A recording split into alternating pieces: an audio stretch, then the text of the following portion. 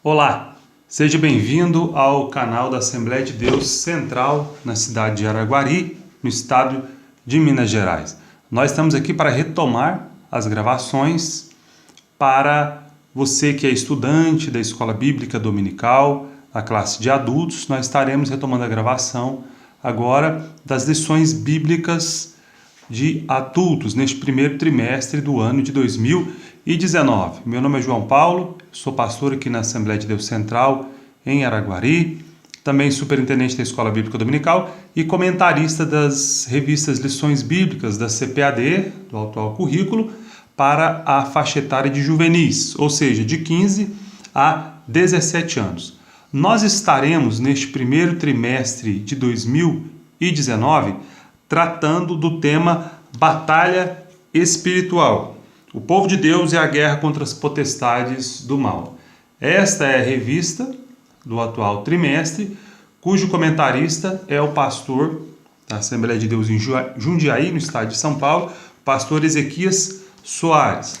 Acompanha também esta revista, neste primeiro trimestre de 2019, o livro Batalha Espiritual, o povo de Deus e a guerra contra as potestades do mal, livro que leva o mesmo nome da revista e que foi escrito pelo pastor Ezequias Soares e pela sua filha Daniele Soares. É importante a você, professor de escola dominical, ter em mãos esta literatura que vai ajudá-lo no estudo da lição deste trimestre, pois no caso da revista, o autor da lição conta com a limitação de espaço para escrever o seu texto.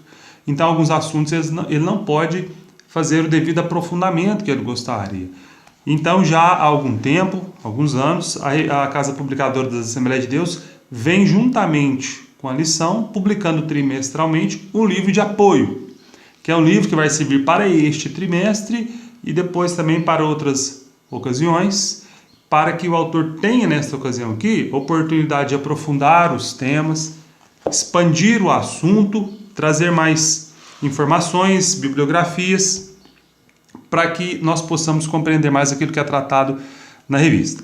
Neste primeiro trimestre, então, de 2019, tratando sobre batalha espiritual, nós temos, como de costume, 13 lições. Essas 13 lições, então, serão estudadas ao longo de 3 meses, para que nós possamos compreender mais sobre o que é batalha espiritual e como o crente em Jesus Cristo deve portar-se diante desta realidade.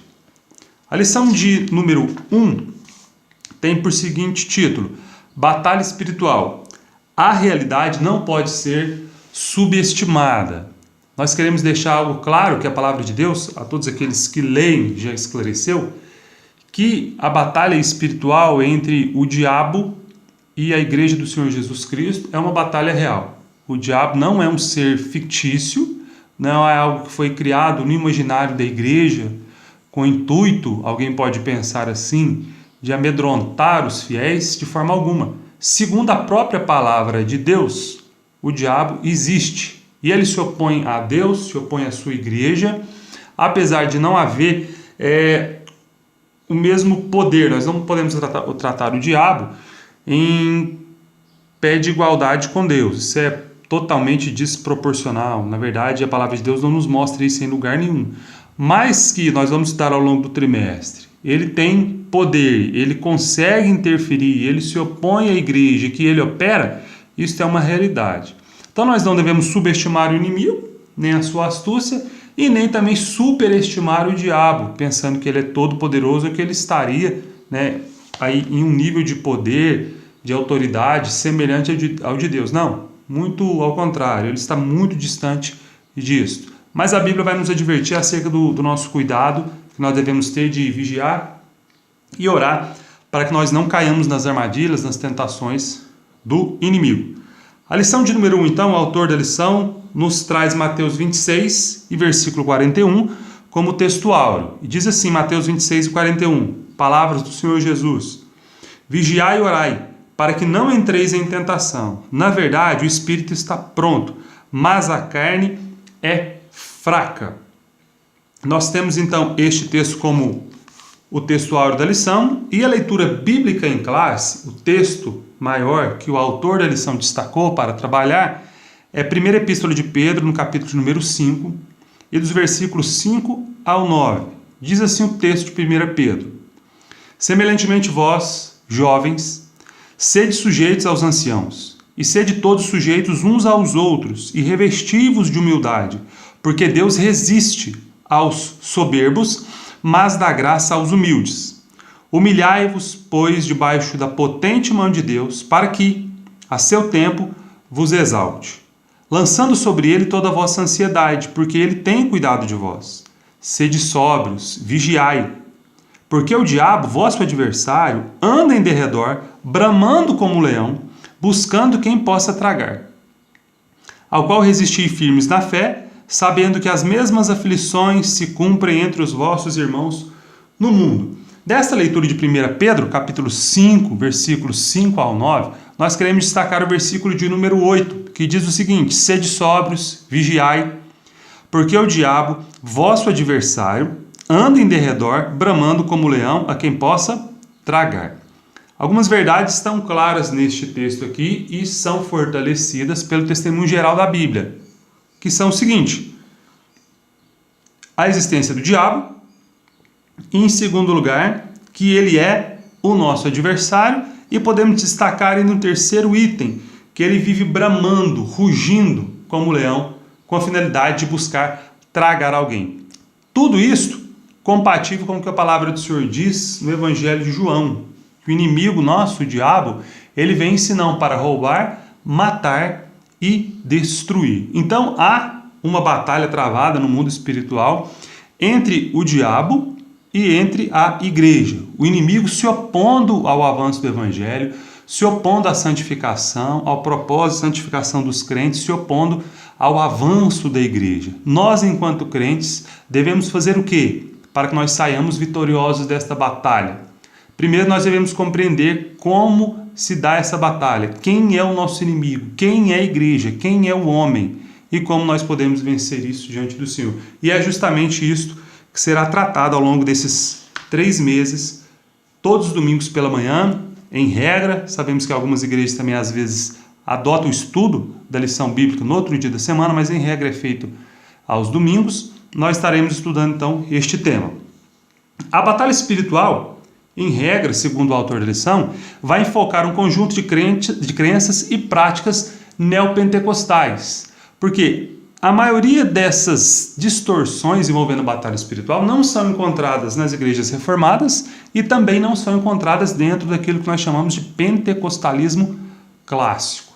Por exemplo, a doutrina da Assembleia de Deus, a doutrina oficial da Assembleia de Deus, não traz essas distorções que nós encontramos por aí no que diz respeito à batalha espiritual. Então o autor nos começa falando dessa forma e cita alguns exemplos que poderiam ser o seguinte: maldição hereditária, a teoria dos demônios territoriais, dos espíritos territoriais e a possibilidade de um crente ficar endemoniado. Seria isso possível? Essas 3 coisas vão ser tratadas, então, na presente lição. O tópico número 1 diz o seguinte: 1. Batalha espiritual. 1.1. Conceito de batalha espiritual. A Bíblia informa para nós que todo mundo jaz no maligno. A palavra mundo, empregada por João ali em 1 João, capítulo 5, versículo 19, não diz respeito àquilo que foi criado por Deus. Não diz respeito ao cosmos, não diz respeito também a toda a população da Terra, mas diz respeito sim a um sistema moral, a um sistema de práticas, comportamentos que se opõe a Deus. Nesse sentido, todo mundo está de fato no maligno. Nesse sentido, o mundo se opõe a Deus. E o mundo se opõe a Deus por 2 coisas. Primeiro, em razão da inclinação natural do homem ao pecado. O homem é naturalmente inclinado ao pecado. Tiago nos esclarece no capítulo 1 de sua carta que o homem, ele peca porque ele é tentado pela sua própria cobiça. Então, naturalmente, o homem se inclina ao pecado. E é essa inclinação que não deve ser satisfeita. Mas, em segundo lugar também, o mundo jaz no maligno, no caso aqui, no diabo, porque ele é o senhor do mundo. no sentido de ditar as regras do comportamento moral que se opõe a Deus, que se opõe aos valores e às práticas da palavra de Deus. Então nós não podemos ignorar, à luz de vários exemplos que são destacados na Bíblia, por exemplo, o caso de Jó, em que o inimigo se apresenta diante de Deus e pede autorização para tocar na saúde de Jó. Também com base no exemplo que nós temos em Mateus número 4, na tentação do nosso Senhor Jesus Cristo, nós não podemos negar que o diabo existe, que ele é real e que ele se opõe à igreja, que ele se opõe aos santos. Isso é uma realidade que está muito clara na palavra do Senhor, o nosso Deus. O que não é batalha espiritual? O que não é batalha espiritual? Práticas ocultistas, práticas baseadas tão somente em revelações de pessoas que afirmam ter encontros com Deus, sonhos, revelações que não conseguem se fixar, que não conseguem ficar de pé diante da realidade da palavra de Deus. Nós não podemos nos deixar levar por pessoas que se dizem crentes em Jesus Cristo e que alegam que receberam uma revelação, uma divina revelação do inferno ou uma divina revelação do céu, e que com base nisso criam doutrinas. Nós ficamos com a palavra de Deus. Especialmente lembramos do texto que está no livro de Atos, no capítulo 17, no versículo de número 11, que o escritor Lucas nos fala o seguinte, que os crentes de Bereia, da cidade de Bereia, eram mais nobres que os crentes de Tessalônica, porque os crentes bereanos ouviram a palavra de Deus com bom grado no coração, com toda avidez, receberam a palavra de Deus com alegria. Mas o que eles faziam em seguida? Eles conferiam nas Escrituras a fim de verificar se tudo o que lhes foi dito era de fato compatível com aquilo que estava escrito. E é isso que nós devemos fazer. Ao ouvirmos testemunhos, ao ouvirmos pessoas contar experiências do sobrenatural, nós não devemos ser descrentes porque cremos que Deus se manifesta ainda hoje de forma sobrenatural e maravilhosa. Mas em nenhuma dessas ocasiões, revelações, sonhos, visões, podem acrescentar doutrina, podem acrescentar algum ensinamento a mais além daquilo que já foi revelado nas Sagradas Escrituras. No tópico número 2 da lição, o autor nos fala o seguinte: principais crenças da pseudo-batalha espiritual. As principais crenças que o autor destacou aqui para nós dessa pseudo-batalha espiritual. Em primeiro lugar, o autor trata daquilo que ele chama de mapeamento espiritual. Essa doutrina consiste na crença de que Satanás designou os seus correligionários, aqueles que estão a seu serviço, para tomar conta de determinadas cidades ou regiões.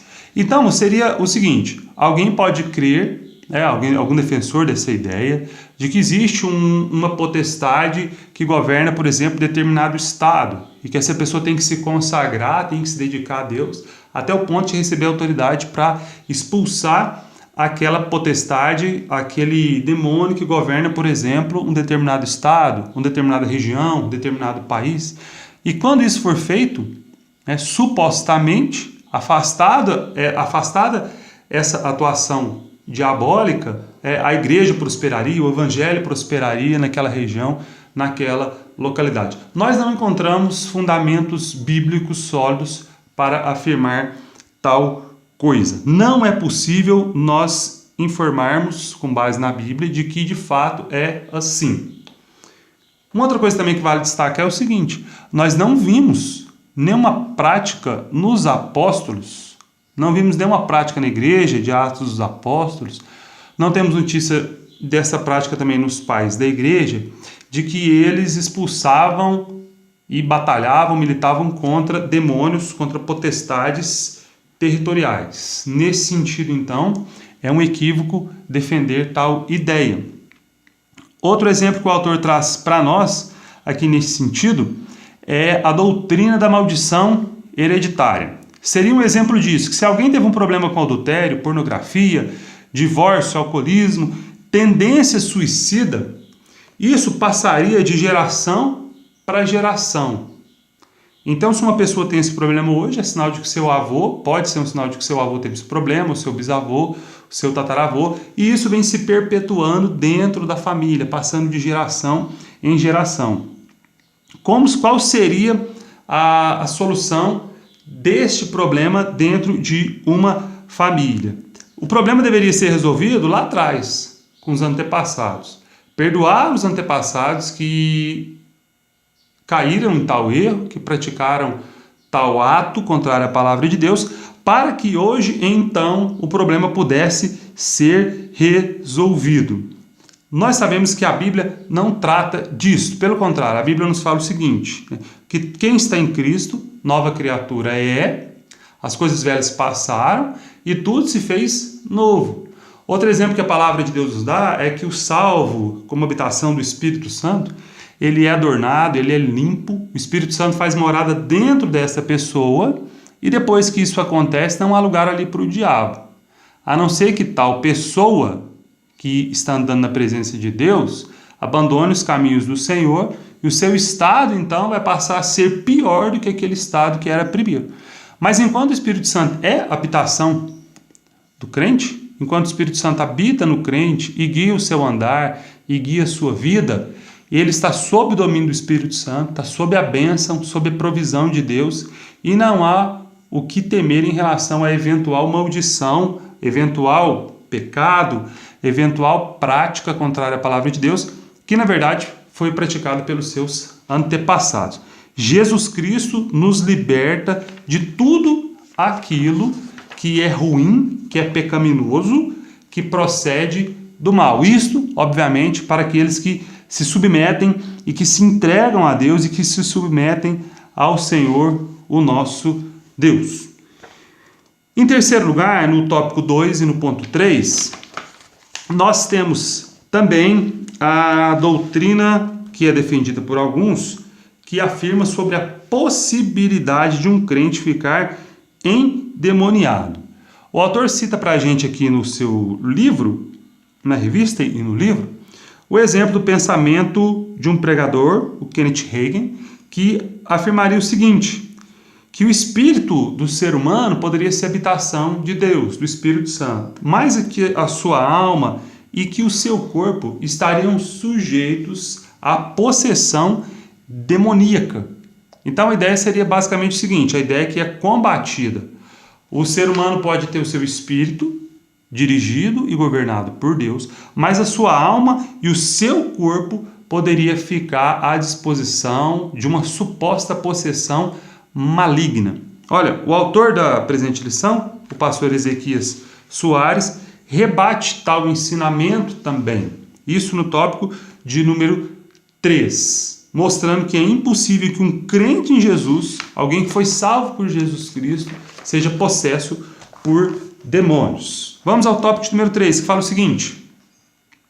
Vamos à Bíblia. Esse é o título do tópico de número 3, que foi pontuado aqui pelo autor da lição, o pastor Ezequias Soares. Fala assim para nós. 3.1, sobre o mapeamento espiritual. O mapeamento espiritual, o autor cita aqui para a gente uma passagem no livro de Daniel, que destaca aquele trecho sobre o príncipe da Pérsia. Uma alusão ao inimigo, ao diabo, em uma batalha espiritual. Isso está registrado lá no livro de Daniel. Só que, como bem pontua o autor, nessa batalha aqui, o profeta Daniel não participava da batalha. O profeta Daniel não estava ali envolvido, repreendendo o diabo, repreendendo aquela potestade, repreendendo aquele mal. Coube ao Senhor Deus, vencer essa batalha nas regiões espirituais. Acerca da maldição hereditária, a palavra do Senhor é bem clara em nos esclarecer que os filhos não levariam a maldade do pai. Os filhos não responderiam pela consequência dos pecados do pai. A alma que pecar, essa sim é que deveria morrer, essa é que deveria responder sobre o seu erro. Então, se os pais pecaram, as consequências não vão ser necessariamente assumidas pelos seus filhos. Se o pai, então, de alguém foi entregue ao alcoolismo, se o pai de alguém foi entregue ao vício das drogas, não necessariamente os seus filhos vão ter que andar pelos caminhos. A não ser que esses filhos queiram, sejam sujeitos a isso, talvez durante a infância, e assimilem aquela ideia ali, mas em determinada altura da vida eles vão ter que fazer a opção de andar naquele caminho ou não. Nós sabemos que na igreja evangélica, por exemplo, brasileira, nós conhecemos com segurança vários e vários exemplos de pessoas que são filhos de pais que eram alcoólatras, filhos de pais que eram criminosos, que se enveredaram pela vida do crime, e essas pessoas, filhas desses homens, dessas mulheres que praticavam mal, tiveram encontro com Jesus Cristo, tiveram uma vida transformada e não se entregaram ao mal, não se entregaram ao erro. Nós não podemos aceitar que todos os problemas vivenciados pelo ser humano hoje, nessa área, é em decorrência de algo que aconteceu no passado. Deve haver uma responsabilização do ser humano no seguinte sentido, que o criminoso é responsável pelos seus atos. O alcoólatra, ele é responsável pelo seu alcoolismo.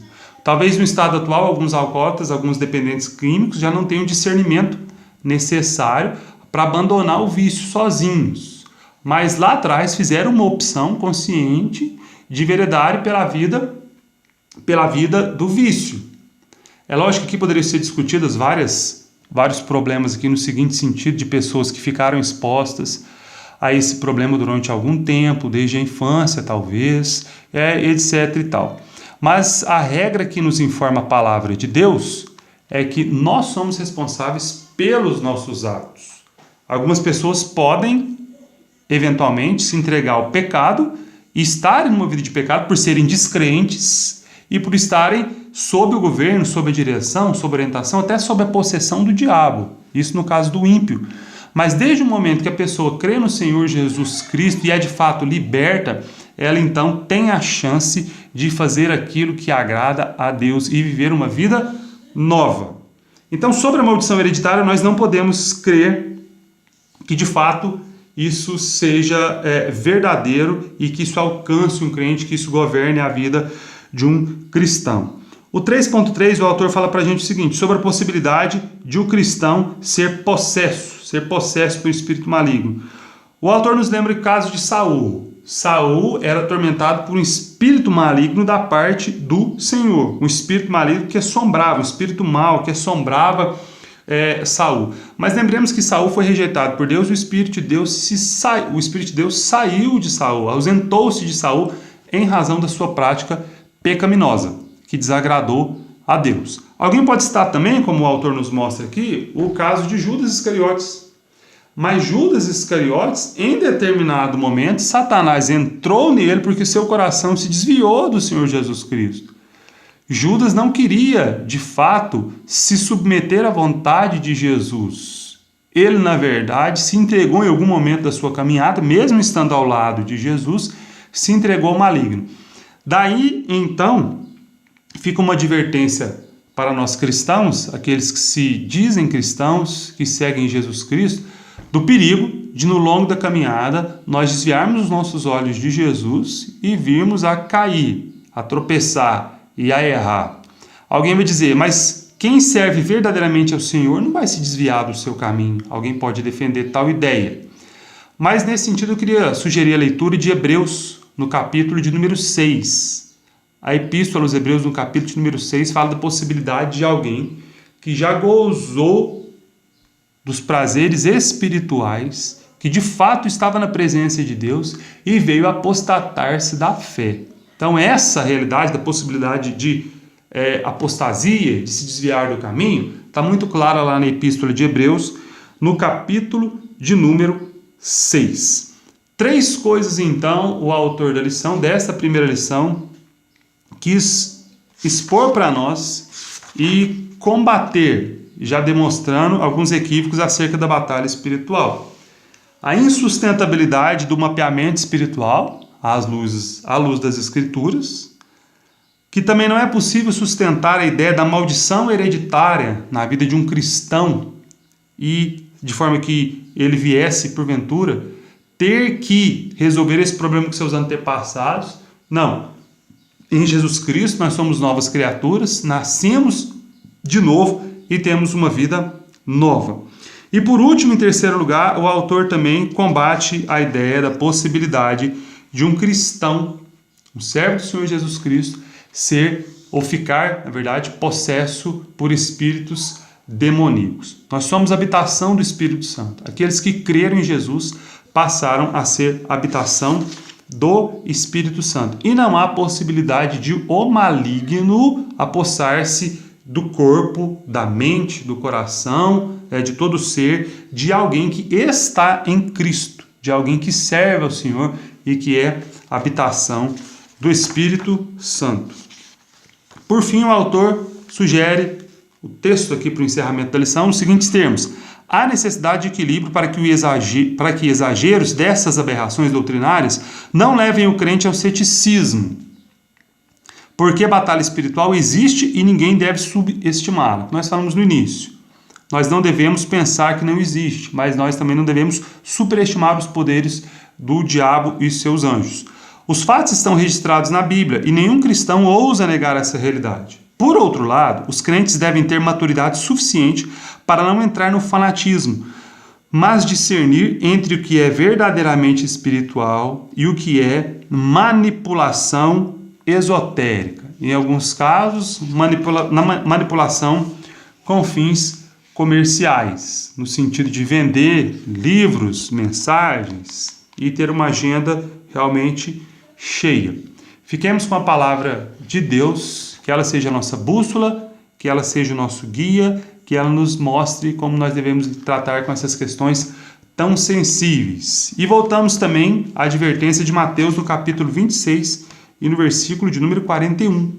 Vigiai e orai, para que não entreis em tentação, diz a parte A do versículo.